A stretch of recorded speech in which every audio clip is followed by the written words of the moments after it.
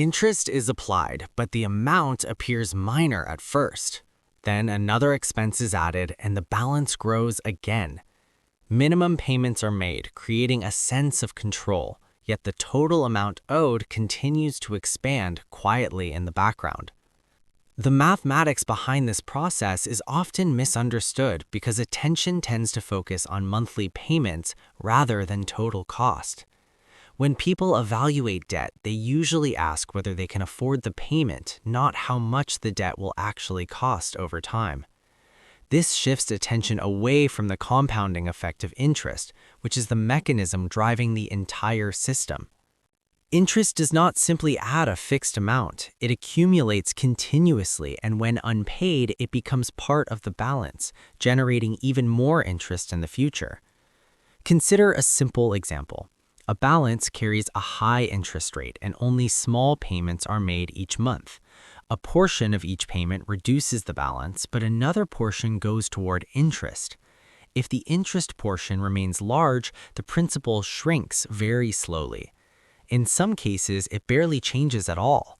This creates a situation where progress feels steady on the surface, but mathematically, very little is actually improving. What makes this dynamic subtle is that it often hides behind stability. The required payment may remain consistent, giving the impression that everything is under control, but beneath that stability, the balance can persist far longer than expected. The cost increases not because of a single large decision, but because of time interacting with interest. Behavior plays a major role in sustaining this cycle. One of the most important factors is present bias, the tendency to prioritize immediate comfort over future consequences. When faced with the option to delay a purchase or finance it, the immediate benefit often feels more real than the long-term cost. This leads to decisions that favor convenience, even when the math is working against them. Another factor is mental accounting. People often treat borrowed money differently from earned money, which makes spending feel less restrictive. A purchase made with credit can feel less impactful than one made with cash, even though the financial effect is the same or greater. This reduces the natural resistance to spending and allows debt to grow more easily. Over time, these behaviors interact with the mathematics of interest to create a feedback loop. As debt grows, more income is required to maintain payments. This reduces the amount available for saving or investing. Without savings, unexpected expenses are more likely to be covered with additional borrowing. Each cycle reinforces the next, making the system more difficult to escape. The key insight is that the danger of debt is not always in the initial decision, but in the pattern that follows. When borrowing becomes continuous and repayment is slow, the structure begins to shift. Time, which could have been used for growth through saving or investing, starts working in the opposite direction. Breaking this cycle does not usually require extreme changes. It begins with a shift in perspective.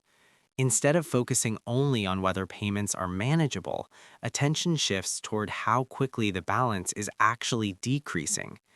Increasing the portion of payments that go toward the principal while reducing new borrowing begins to change the direction of the system. As this happens, the role of time begins to reverse. Interest becomes less dominant, and the balance starts to decline more meaningfully. Gradually, the system moves from one where debt is compounding against the individual to one where financial stability begins to rebuild. The debt spiral remains largely invisible because it develops quietly. It does not announce itself with sudden changes. It emerges through consistent patterns that appear manageable in the moment but accumulate over time. Understanding its mechanics reveals that the true cost of debt is not just the amount borrowed, but how behavior and time interact with interest to shape long-term outcomes. Once that structure is understood, the focus shifts. The question is no longer just how to manage payments, but how to change the system itself so that time begins to work in your favor again.